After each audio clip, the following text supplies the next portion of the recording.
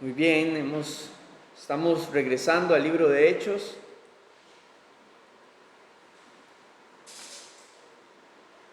en donde los primeros 5 capítulos del libro nos han hablado acerca de cómo se fue formando la iglesia, cuáles fueron sus fundamentos, los cuales fueron la doctrina de los apóstoles, que era la predicación de Jesucristo, de su muerte, de su resurrección y la salvación que hay en él. Y conforme hemos ido avanzando en el libro, hemos visto cómo la iglesia crecía, cómo la oposición también se levantaba, cómo el Señor también hacía su obra en medio de multitudes, impactando al pueblo a la ciudad de Jerusalén, llenando a tal punto de llenar a toda la ciudad con la doctrina de salvación. Y toda esta obra ha sido gracias a la obra del Espíritu Santo, que Él la hace a través o ha usado a los apóstoles en su predicación. Entonces hemos visto cómo se multiplican las multitudes que vuelcan su corazón a Cristo. Y en el capítulo 6 comenzamos a ver los problemas que se iban presentando internos dentro de la iglesia. Porque lo que tenemos en capítulo 6, la última vez que nos vimos, el año pasado, hablábamos acerca de la desatención de las viudas. Fue un problema de crecimiento. La iglesia estaba creciendo, los apóstoles eran los encargados de la mayoría de las labores y ya no comienzan a dar abasto, por lo que entonces, viendo el problema y la situación que generó murmuración entre grupos internos en la iglesia, comenzaron a delegar funciones y responsabilidades con otros hermanos de la congregación, pero con los requisitos de que fuesen de buen testimonio y llenos del Espíritu Santo. Y conocemos a 2 de ellos, y vamos a hablar hoy, por ejemplo, de uno, que es Esteban, y la próxima semana, en el capítulo 8, cuando lo veremos, estaremos hablando de Felipe. Ellos 2, junto a otros 5, fueron delegados, aprobados por los apóstoles, para que sirvieran en la distribución de los recursos en las mesas, para las viudas de los judíos griegos que se sentían desatendidas. Entonces, vimos con eso como hubo un problema por el crecimiento, hubo una situación de murmuración, pero también vimos la sabiduría de Dios, del Espíritu Santo, guiando a los apóstoles para dar solución inmediata al problema que se estaba presentando. Y eso fue delegar responsabilidades de servicio en áreas como estas. Entonces, dentro de estos hermanos que fueron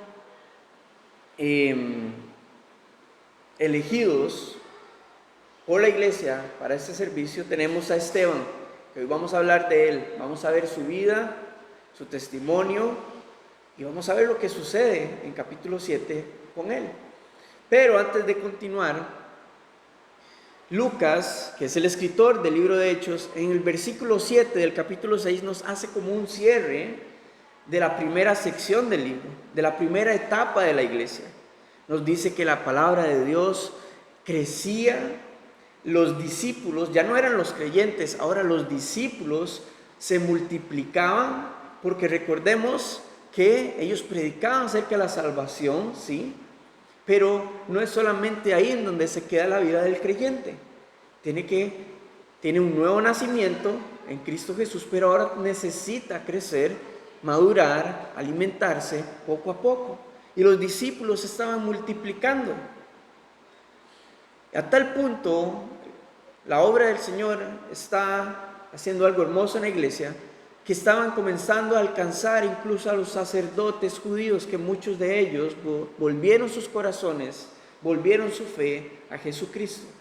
Entonces, este pasaje es como un cierre de lo que ha sucedido en los capítulos anteriores, pero nos abre la puerta a una transición hacia una nueva etapa en la iglesia, que comienza con la vida de Esteban, o no su vida, lo que aconteció en ese momento con Esteban, porque él era un humilde servidor de las mesas de distribución de alimentos y recursos para las viudas, pero esto no le impidió a él el continuar buscando con pasión y deseo al Señor y de esta manera ser usado en milagros, en prodigios, en señales dentro del pueblo. O sea, él continuó, aparte de servir, continuó en el pueblo anunciando acerca de la salvación en Jesucristo. Y esto nos va a reflejar el cómo debe ser la vida de un creyente. No esperando una posición, no esperando que se abra un ministerio, simplemente porque el Señor quiere usarnos y quiere llenarnos de su espíritu y usarnos en diferentes áreas en nuestra vida. Y nos enseña que la gran comisión no está limitada a solamente nosotros como congregación, sino también de manera individual de anunciar el Evangelio en todo lugar. Ahora, por causa de esto, se va a levantar un grupo de judíos en contra de Esteban, que no van a poder refutarle lo que él va a explicarle, lo que él les está enseñando acerca de Jesucristo. Por lo que entonces lo van a tomar y van a arrestarlo y van a poner testigos falsos en contra de Esteban para acusarlo de blasfemia contra Dios, contra Moisés, la ley, las costumbres judías, en contra del templo y por su predicación acerca de Jesús. Pero no es algo nuevo. Jesucristo estuvo delante ellos. Los apóstoles Pedro y Juan estuvieron en 2 ocasiones también frente a ellos. Ahora lo hace un miembro de la iglesia, también puesto delante de ellos. Pero como en todo lo que hemos visto, el Señor lo va a guiar y el Espíritu Santo le va a dar qué debe de hablar, ¿verdad? Entonces, lastimosamente, por causa de su defensa, al final veremos que estos hombres, el concilio, el liderazgo religioso, se va a levantar en contra de Esteban y lo van a matar.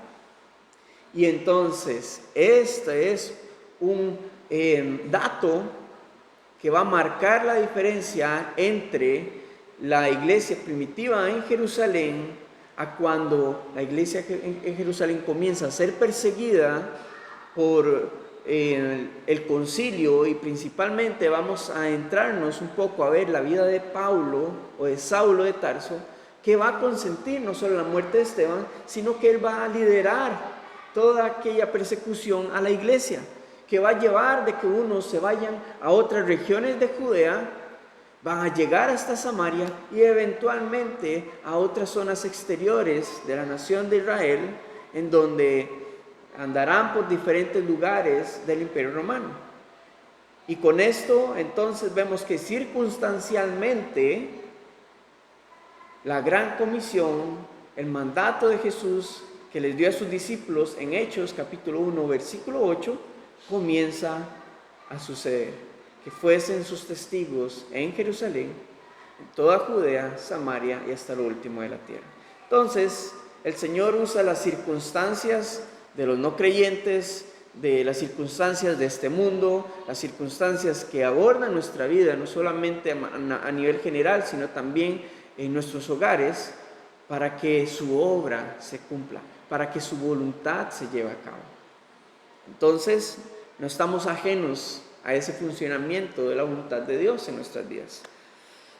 Y bueno, entonces, con este preámbulo, esta introducción, este resumen para retomar en donde hemos estado estudiando el libro de Hechos, vamos a continuar entonces en versículo 8. Versículo 8 dice: y Esteban, lleno de gracia y de poder, hacía grandes prodigios y señales entre el pueblo. Entonces se levantaron unos de la sinagoga llamada de los libertos y de los de Cirene, de Alejandría, de Cilicia y de Asia, disputando con Esteban. Pero no podían resistir a la sabiduría y al espíritu con que hablaba. Vemos acá que es la primera vez que vemos a un miembro de la iglesia usado de esta manera, en donde el Espíritu Santo comienza a manifestar prodigios y señales en medio del pueblo. Es la primera vez que un miembro de la iglesia se manifiesta de esta manera y no a través de los apóstoles. Por lo que hay un mensaje acá. Y es que cada uno de nosotros, si hay disposición en nuestro corazón, el deseo de nuestro Padre siempre es usarnos para su obra, involucrarnos en su obra redentora. Él siempre nos involucra. Y algo que conversaba con mi esposa es que muchas veces, como madres, ellas tienen que ver la perspectiva correcta. Que ustedes como madres son involucradas en la obra de Cristo también para poder guiar a sus hijos hacia la verdad del Señor. Porque a veces mi esposa dice, pero es que nos consume tanto tiempo ellos, ¿verdad? Etcétera. Y no como una queja, sino como una observación que yo quisiera atender también cuando vamos a hacer ministerio de evangelismo, cuando queremos hacer ministerio de otras cosas. Y yo le digo, la verdad es que el Señor ahorita está formando a dos pequeños líderes, a dos pequeños creyentes, a dos pequeños siervos. Y ahorita la que lleva la mayor parte de la carga es usted, porque ellos tienen mucha cercanía con ella. Conmigo también, pero obviamente hay responsabilidades que debemos de asumir. Pero ahorita como familia, nuestro núcleo de discipulado son ellos. Así que no pierda eso de vista. Se puede ser usada por el Señor, puede ser usado por el Señor también dentro de su casa, con su familia. No todo debe ser dentro de la congregación, no todo debe ser a través de un ministerio en la calle, sino también en nuestros hogares, ¿verdad? Y vemos este claro ejemplo, Esteban lleno de gracia y poder del Espíritu Santo. Ahora, lo que provoca que un grupo de judíos se levante a discutir con Esteban es que él está hablando acerca de la verdad, acerca de que la salvación está en Jesús, del Evangelio de Cristo. Y cuando nos habla de estos hombres o de estos judíos que se levantan de la sinagoga llamada de los libertos, esta sinagoga estaba compuesta por judíos que habían sido esclavos del Imperio Romano en diferentes áreas, en diferentes zonas, principalmente en el norte de África. Y aquí vemos en versículo 9 los lugares de donde ellos provenían. Y encontramos una ciudad llamada Cilicia. Y yo creo que el escritor, y el Señor que ha inspirado al escritor, pone ciertos detalles para llamar nuestra atención, para ir introduciéndonos a lo que continúa. Cilicia es la ciudad de la cual tiene un pueblo llamado Tarso. ¿Y quién proviene de ahí? Saulo de Tarso, que eventualmente va a ser Pablo. Entonces, probablemente Saulo de Tarso tiene alguna relación con esta sinagoga, o por lo menos de cercanía. No que él fue un esclavo, porque no lo fue, pero sí alguna cercanía o empatía con esta sinagoga. Y vamos a ver cómo él comienza a introducirse más en la historia y después vamos a hacer la transición hacia la vida de Pablo. Entonces, ellos no pueden resistir, no pueden refutarle la verdad que Esteban les está exponiendo. Dicen, bueno, ya sabemos cuál es la solución. Versículo 11. Entonces sobornaron a unos para que dijesen que le habían oído hablar palabras blasfemas contra Moisés y contra Dios, y solivataron al pueblo, a los ancianos y a los escribas, arremetiendo, le arrebataron, le trajeron al concilio y pusieron testigos falsos que decían, este hombre no cesa de hablar palabras blasfemas contra este lugar santo, hablando del templo, y contra la ley. Pues le hemos oído decir que ese Jesús de Nazaret, o sea, ellos ya estaban bien informados acerca de Jesús de Nazaret y el concilio completamente lo conocía. Dice que ese Jesús de Nazaret destruirá este lugar y cambiará las costumbres que nos dio Moisés. Entonces todos los que estaban sentados en el concilio, al fijar los ojos en él, vieron su rostro como el rostro de un ángel. Lo acusan de blasfemia contra Dios, contra Moisés y la ley, las costumbres judías, contra el templo, y de la mano lo acusan de su predicación acerca de Jesús. Lo que pasa es que recordemos que los judíos habían malinterpretado las palabras de Jesús cuando él dijo que este templo, si cayere, él lo podría levantar en 3 días. Pero él no estaba hablando de lo físico, lo estructural, sino que estaba hablando de su cuerpo. Cuando él fue asesinado en la cruz, fue muerto en la cruz, fue sepultado y al 3er día iba a resucitar. Entonces, Esteban les hablaba acerca de estas cosas, pero ellos no comprendieron, ¿verdad? Entonces, esta fue parte de sus acusaciones. Y ahora cuando nos habla el versículo 15 de que cuando ellos estaban ahí, vieron a Esteban como que tenía el rostro como de un ángel, no que Esteban fuese un ángel, sino que esto nos muestra el reflejo de la persona que verdaderamente pasa tiempo de intimidad en una relación especial con el Señor. Emana algo distinto y diferente. Y un ejemplo de esto en el Antiguo Testamento lo tenemos en Éxodo, cuando Moisés bajaba de estar en la presencia de Dios, cuando salía de estar en el tabernáculo en la presencia de Dios. El pueblo sabía que él había estado en una relación íntima con el Señor, con el Padre, porque su rostro lo emitía. Era reflejado en su cara, en su entorno. Ahora, no que usted y yo vayamos después de salir de la presencia de Dios como con un aura ahí, con una aureola, no, nada de esto, sino que el Espíritu Santo es el que va a hermosear el rostro. No que usted se haga más guapo o guapa, pero sí a nivel espiritual va a transmitir el amor y la verdad del Señor. Y esto, junto con la predicación, van a ser la obra de Cristo en el corazón de quien nos escuche. Entonces, este es el preámbulo de cómo estamos con Esteban. Predicó, acusado falsamente y puesto delante del concilio, el Sanedrín, el mismo que juzgó a Jesús, el mismo que juzgó arrestó a los apóstoles en 2 ocasiones. Ahora es Esteban delante de ellos. Y vamos a ver su defensa, que más allá de su defensa es su predicación. Es hermosa. Es un curso teológico compactado en 60 versículos. Capítulo 7.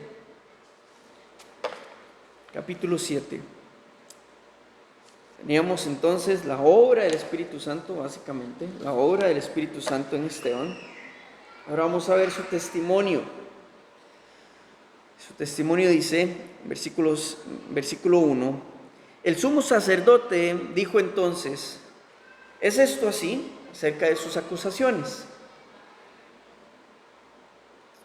Y comienza a hablar. Y él dijo, varones, hermanos y padres, oíd, el Dios de la gloria.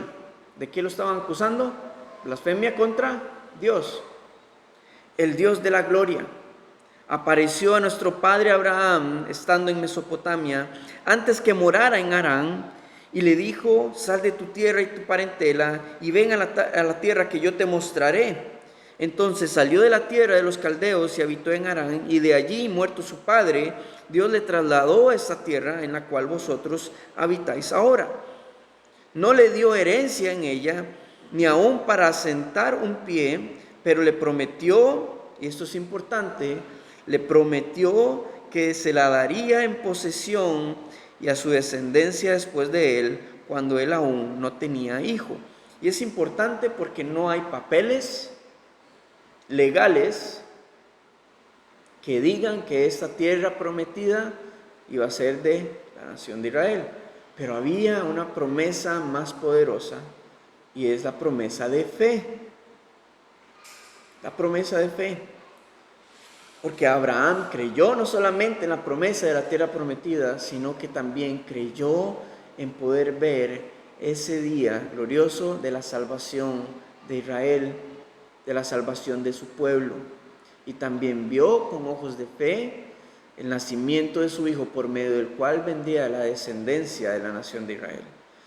Algunos sesgos de obediencia en el camino de su historia, pero vemos que Esteban está tocando puntos específicos.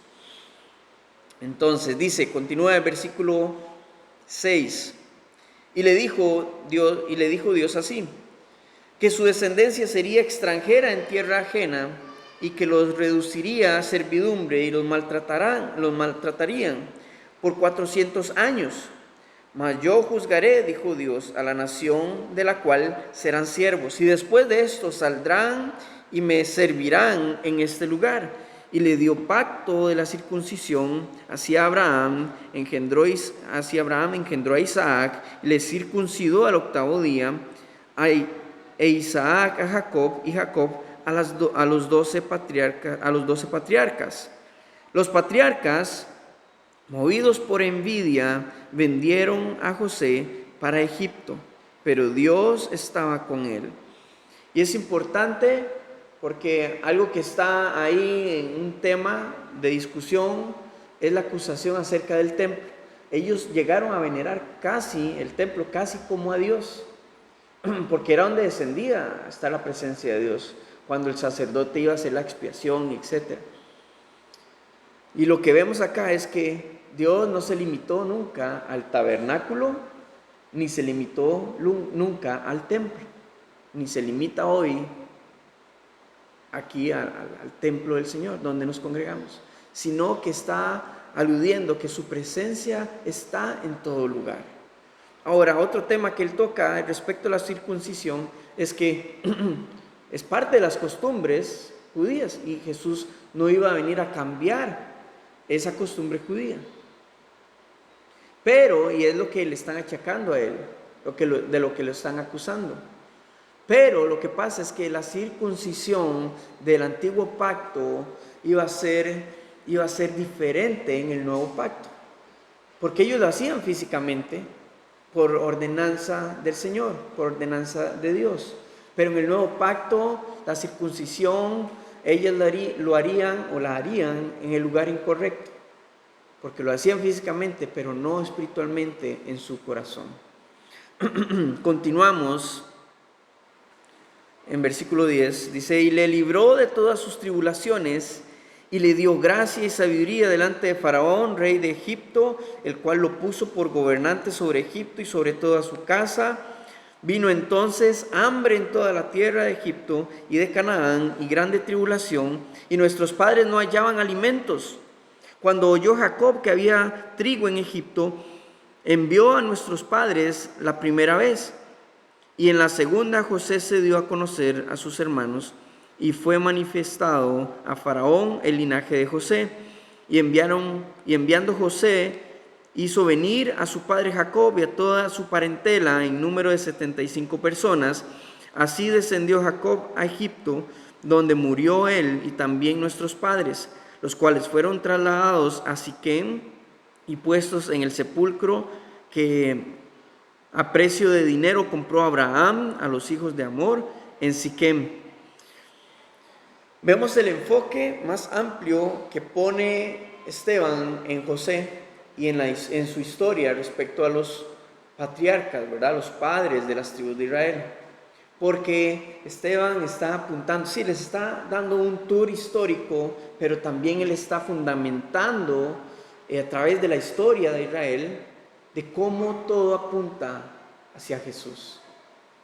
José es un tipo de Jesús en el Antiguo Testamento. Y vamos a ver que va a hablar de Moisés también como un tipo de Jesús en el Antiguo Testamento. Y ambos, ¿qué hicieron? Lideraron al pueblo para salvarlo de morir de hambre y de morir en Egipto.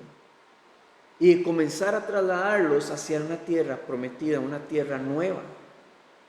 Pero lo que pasa es que, ¿qué sucedió con José? Sus hermanos lo rechazaron,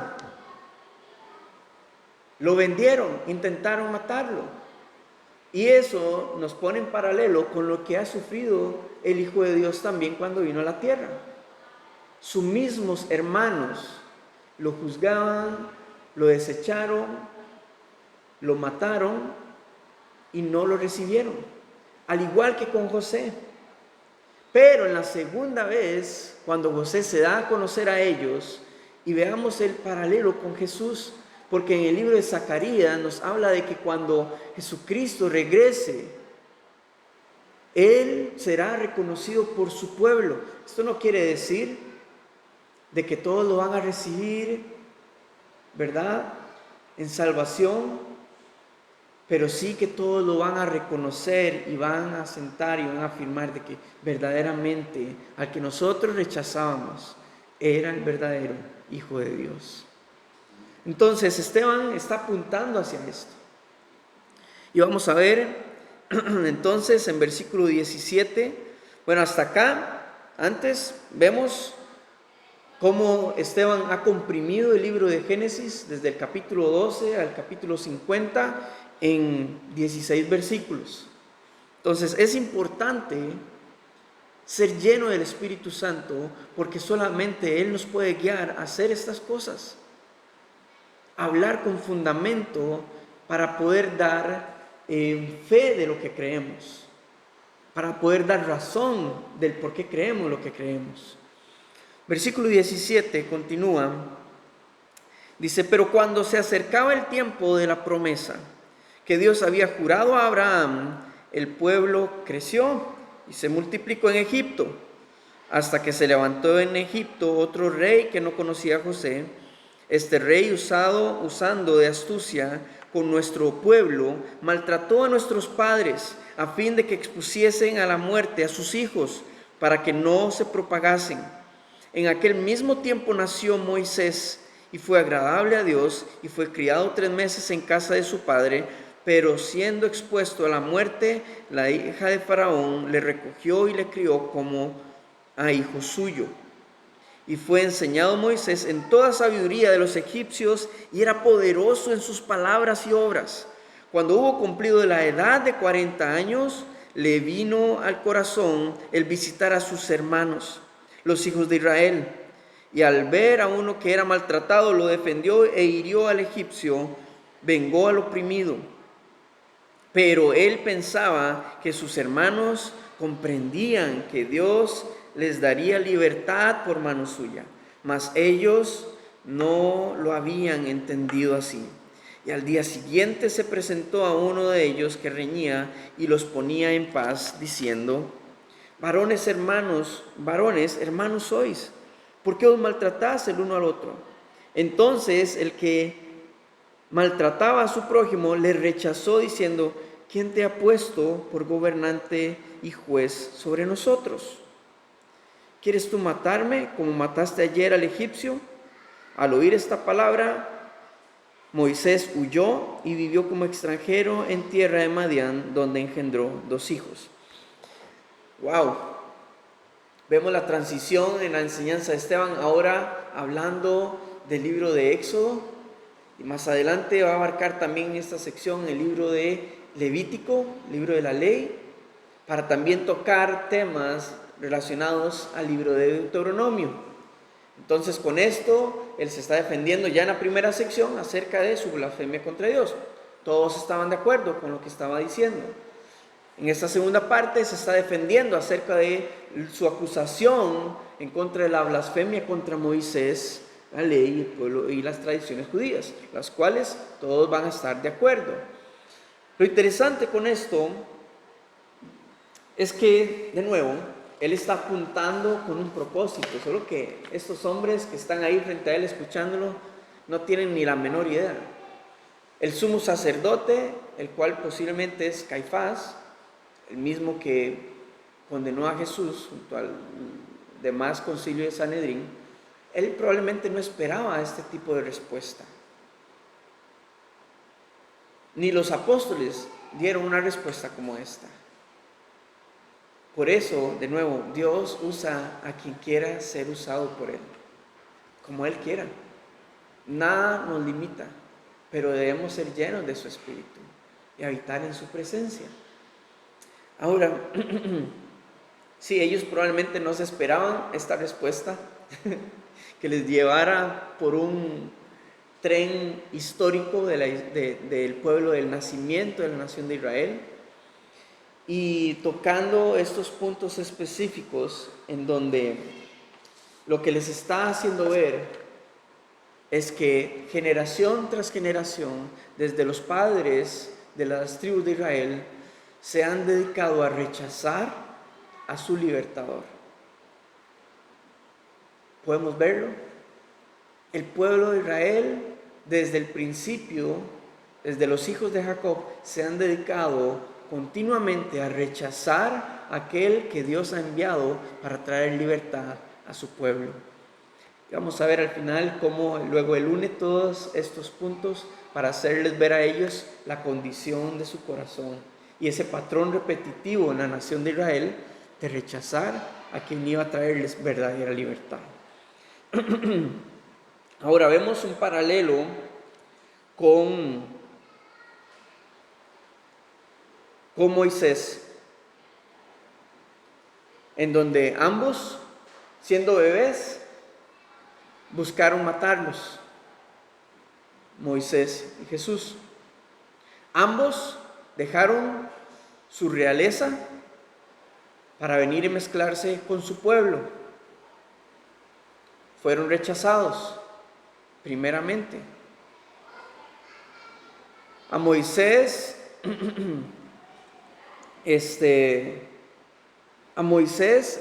lo trasladaron, o Jesús lo llevó hacia lejos de Egipto a lugares de pastoreo y lo convirtió en pastor de las ovejas, donde él iba a ser formado para luego regresar y ser pastor de todo el pueblo de Israel. Jesús es nuestro buen pastor, que también lidera a su pueblo y llevarlo hacia la libertad, llevarlo hacia la salvación.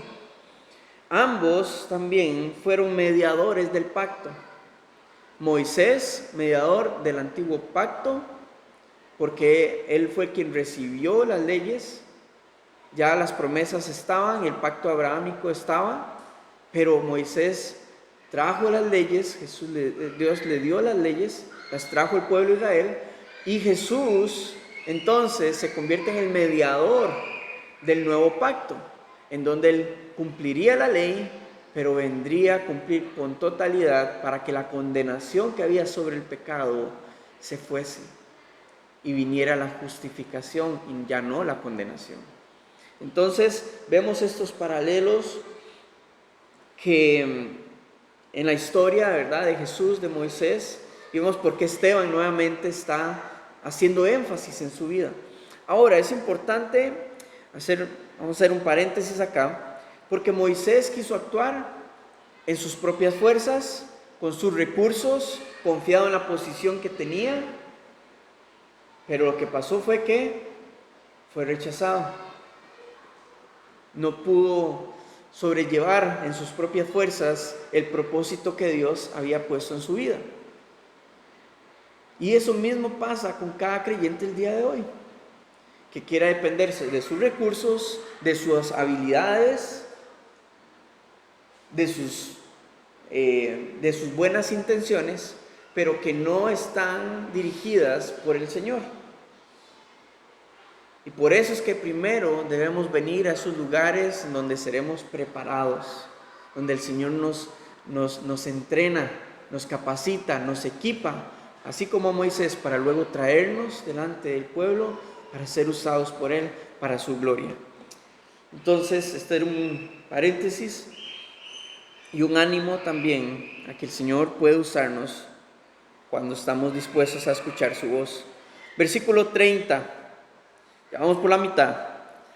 Pasados 40 años, un ángel se le apareció en el desierto del monte Sinaí, en la llama de fuego de una zarza.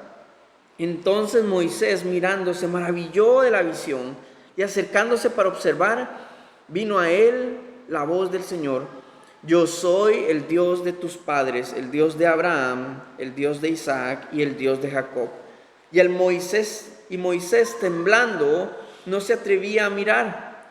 Y le dijo el Señor: quita el calzado de tus pies, porque el lugar en que estás es tierra santa. Ciertamente he visto la aflicción de mi pueblo que está en Egipto, y he oído su gemido, y he descendido para librarlos. Ahora pues, ven, te enviaré a Egipto. ¿Qué hizo Dios? He descendido para librarlos. ¿Había un templo? No. ¿Había un tabernáculo? No. Porque el Señor no se limita a la estructura del hombre. Su omnipresencia no se limita a un templo, sino que Él está en todo lugar. Dice entonces, versículo 35, a este Moisés, y este es Esteban hablando, a quien habían rechazado diciendo: ¿quién te ha puesto por gobernante y juez? A este lo envió Dios como gobernante y libertador por mano del ángel que se le apareció en la zarza.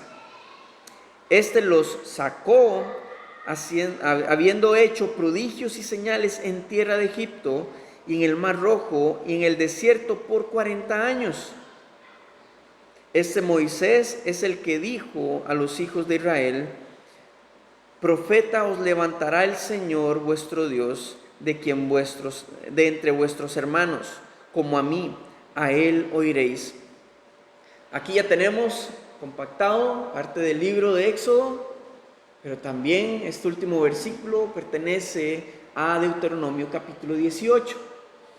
Y esta era la esperanza que tenían todos en el pueblo de Israel, que Dios iba a levantar un libertador como Moisés, que los iba a librar de sus opresores.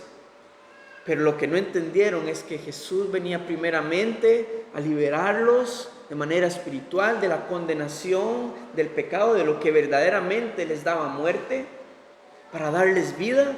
Pero ellos no lo comprendieron, no lo vieron así, lo rechazaron. Pero eventualmente en la segunda venida del Señor Jesucristo vendrá con poder para librar de la esclavitud a su pueblo.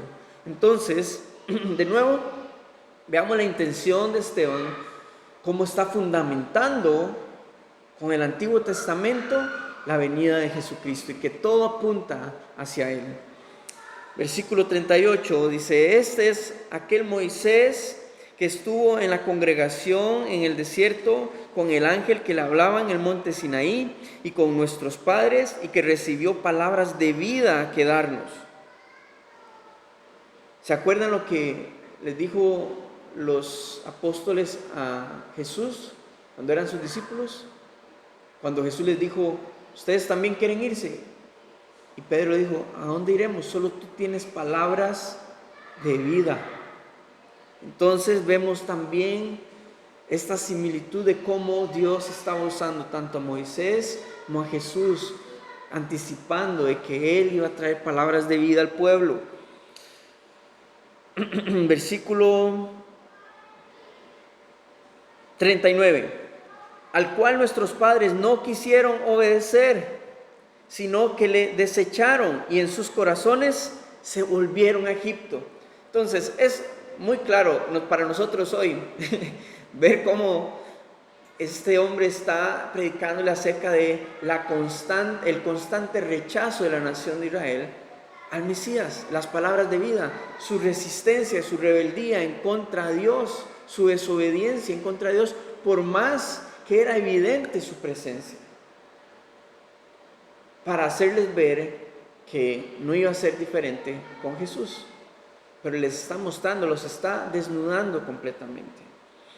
Ahora el versículo 40 dice: cuando dijeron a Aarón: haznos dioses, voy a retomar en la segunda parte del versículo 39, y en sus corazones se volvieron a Egipto cuando dijeron a Aarón: haznos dioses que vayan delante de nosotros, porque a este Moisés que nos sacó de la tierra de Egipto no sabemos qué le haya acontecido. Entonces hicieron un becerro y ofrecieron sacrificio al ídolo, y en las obras de sus manos se regocijaron. Dios se apartó y los entregó a que rindiesen culto al ejército del cielo, como está escrito en el libro de los profetas: ¿acaso me ofrecisteis víctimas y sacrificios en el desierto por 40 años, casa de Israel? Antes bien, llevasteis el tabernáculo de Moloc y la estrella de vuestro dios Refán, figuras que os hicisteis para adorarlas.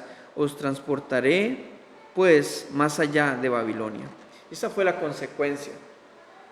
Es un reclamo por parte de Dios al pueblo de Israel, pero de nuevo Esteban lo está usando para un reclamo de parte de Dios para todo el concilio de liderazgo judío, que era el encargado de guiar a todo el pueblo hacia la presencia de Dios, hacia la verdad, la interpretación de las Escrituras.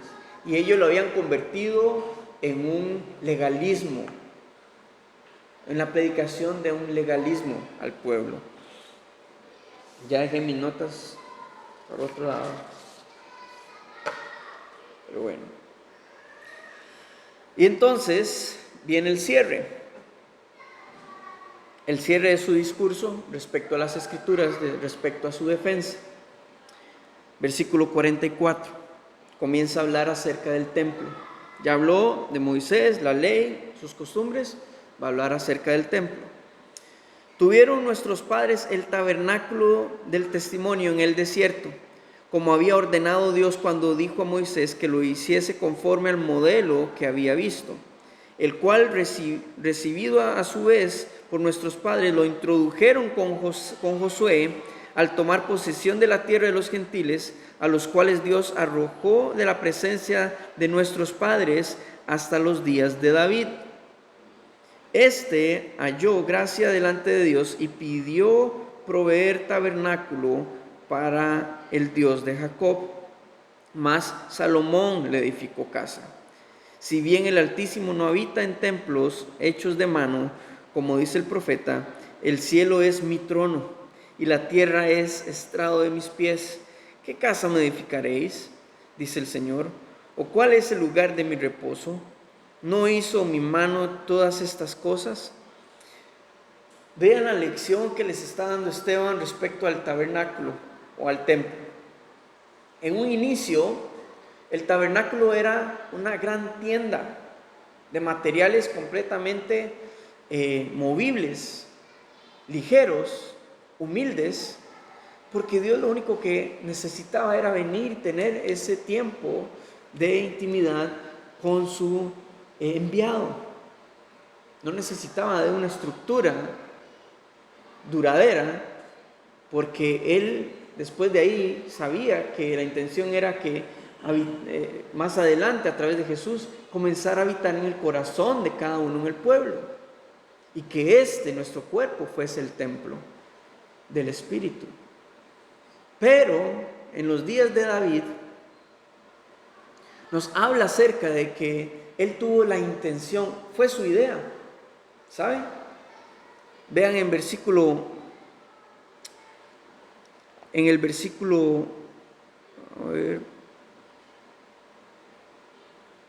versículo 46, nos dice, halló gracia delante de Dios y pidió proveer. Él fue el que tuvo la intención de adorar y exaltar a Dios, dándole honra, construyendo un templo. Pero Dios inicialmente, y lo único que tenemos verbalmente por parte de Dios, es que Él guió al pueblo a tener un tabernáculo. Pero incluso, aún con todo esto, Dios contestó la petición de David, pero no fue él, sino su hijo quien lo construyó. Y el problema con esto no es acerca de la estructura, sino lo que aconteció después, porque el pueblo comenzó a venerar el templo, casi igual que a Dios. Entonces, no me toquen el templo, porque ahí es donde Dios puede venir a habitar. Y lo limitaron ahí. Encasillaron a Dios, la presencia de Dios a ese lugar. Y olvidaron completamente de que Dios habita en todo lugar. Y que podía ver la maldad de sus corazones, sus faltas. Y esto es el problema que había sucedido. Y mucha gente el día de hoy padece de la misma situación. Limitan a Dios solamente acá en el templo y se olvidan de que el Señor está en todo lugar en donde ellos estén. mirando nuestras vidas, mirando nuestros corazones, nuestras intenciones y llamando nuestra atención para poder pasar tiempo personal con nosotros.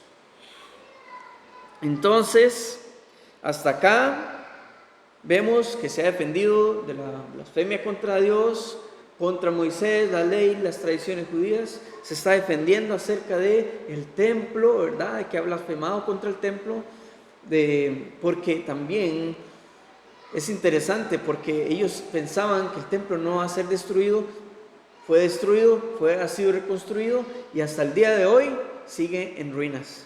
Y la presencia de Dios continúa habitando en todo lugar, porque eso no lo limita a Él. Versículo 51, y aquí viene, ya ha fundamentado históricamente, ¿verdad?, el testimonio de la nación de Israel, ha fundamentado su razón, su defensa, y aquí viene la estocada final, que va a encender el ánimo de todos en el concilio, porque hasta acá todos están de acuerdo con lo que él estaba hablando. Ha hablado de la ley, del Pentateuco, ha hablado de los profetas. Vamos a ver, versículo 51. Duros de cerviz e incircuncisos de corazón y de oídos, vosotros resistís siempre al Espíritu Santo, como vuestros padres, así también vosotros. Qué confrontación, ¿verdad? Porque ellos conocían, no tienen cómo refutarle a Esteban. Ahora entendemos por qué los otros judíos no pueden resistirle, porque todo lo que ha hablado es verdad y está confrontando la realidad de sus corazones, el estado de su corazón. ¿A cuál, versículo 52, a cuál de los profetas no persiguieron vuestros padres y mataron a los que anunciaron de antemano la venida del justo, de quien vosotros ahora habéis sido entregadores y matadores? Vosotros que recibisteis la ley por disposición de ángeles y no la guardasteis. Oyendo estas cosas se enfurecían en sus corazones y crujían los dientes contra él. Completamente. Ellos no tienen cómo defenderse, cómo refutarles. Él está dando una exposición clara y fundamentada del Evangelio de Cristo, de que en Jesús se cumplían todas las promesas del Antiguo Testamento respecto al Mesías. Pero ya no tienen vuelta atrás, ya lo condenaron, ya lo mataron y él ya ascendió a los cielos. Ahora tienen que lidiar con la confrontación. Sigue diciendo, versículo 55. Pero Esteban, lleno del Espíritu Santo, puesto los ojos en el cielo, vio la gloria de Dios y a Jesús que estaba a la diestra de Dios, y dijo: he aquí, veo los cielos abiertos y al Hijo del Hombre que está a la diestra de Dios. Entonces ellos, dando grandes voces, se taparon los oídos y arremetieron a una contra él, y echándole fuera de la ciudad le apedrearon, y los testigos pusieron sus ropas a los pies de un joven que se llamaba Saulo. Y apedreaban a Esteban mientras él invocaba y decía: Señor Jesús, recibe mi espíritu. Y puesto de rodillas clamó a gran voz, diciendo: Señor, no les tomes en cuenta este pecado. Y habiendo dicho esto, durmió.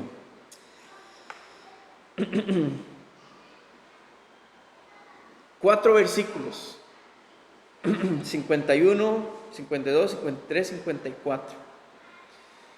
Él usó 50 versículos para un fundamento de lo que él estaba exponiendo en 4, para poder dar razón de su fe. ¿Por qué es Jesús la verdad y la vida?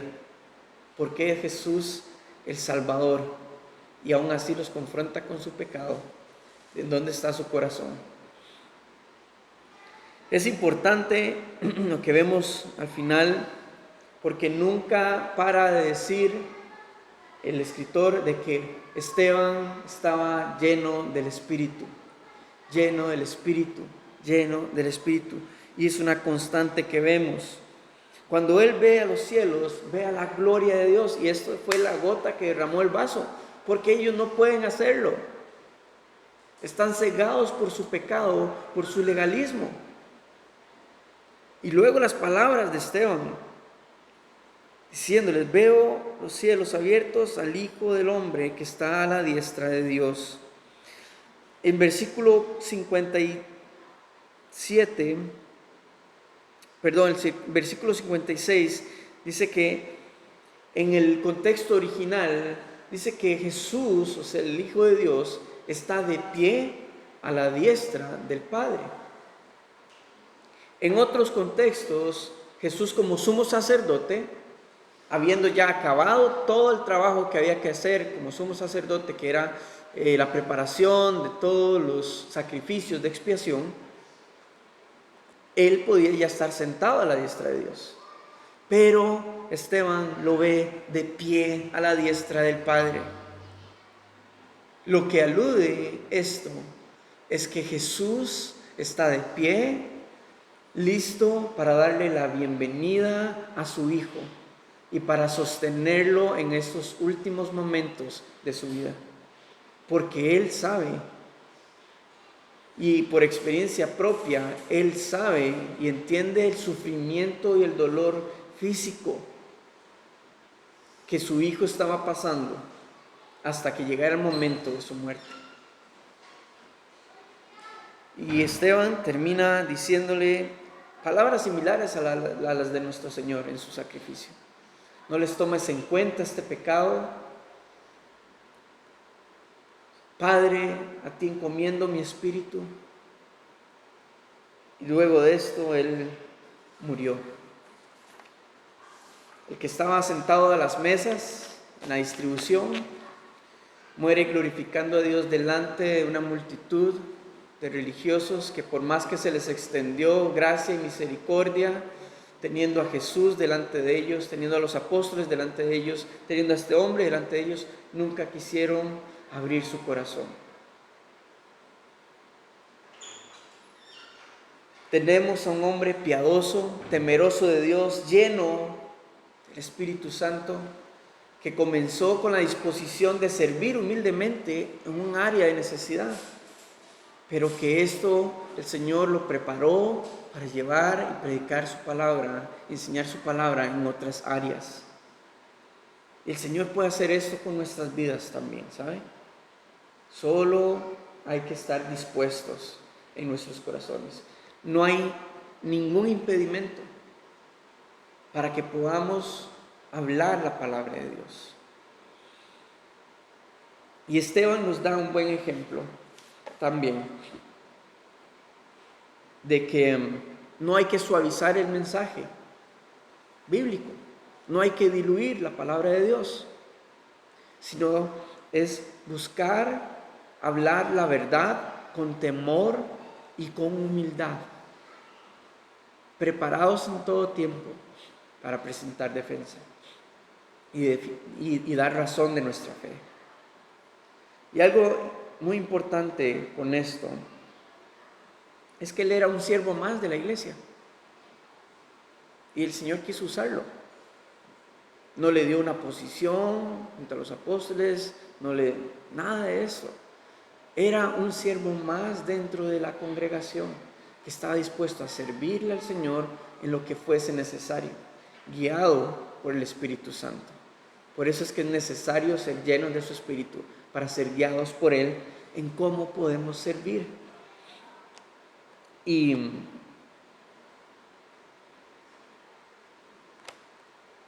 algo que yo los animo es que no espere más para comenzar a ser instruido en la palabra de Dios.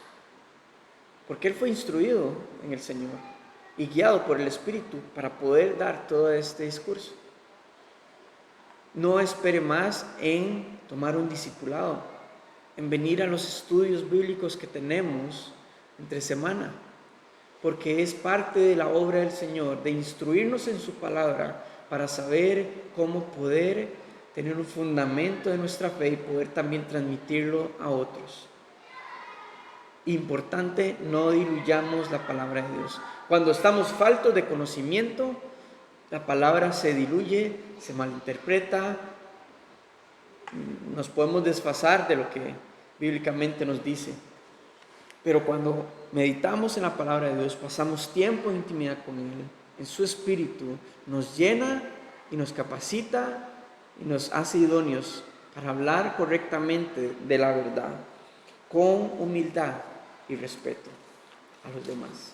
Amén. Padre, gracias por tu palabra. Gracias, Señor, por lo que tú estás haciendo en nuestras vidas, en nuestros corazones. Confiamos completamente en la obra de tu Espíritu Santo, en cada uno de nosotros, en tu obra en nosotros, Señor. Que todo esto nos estás llamando, nos estás animando, exhortando. Señor, gracias, porque tu gracia y misericordia la podemos ver incluso hasta en estos momentos de confrontación a nuestras vidas, a nuestro estilo de vida, a nuestros corazones. Pero todo para que podamos volvernos a ti y regresar a la senda antigua, a la senda verdadera, que es meditar en tu palabra, ser instruidos en ella, vivirla y saber cómo aplicarla. Así como hemos visto que este hombre Esteban la aplicó correctamente delante de todo el concilio que lo acusaba. Padre, llénanos con tu Espíritu Santo, por favor, y guíanos como congregación a servirte de la manera en la que tú quieras y desees. Inquiétanos, guíanos, danos la sabiduría que necesitamos y danos la libertad de salvación que necesitamos para servirte sin condenación, Señor. Te damos toda la honra y la gloria a ti. En el nombre de Jesús oramos. Amén y amén.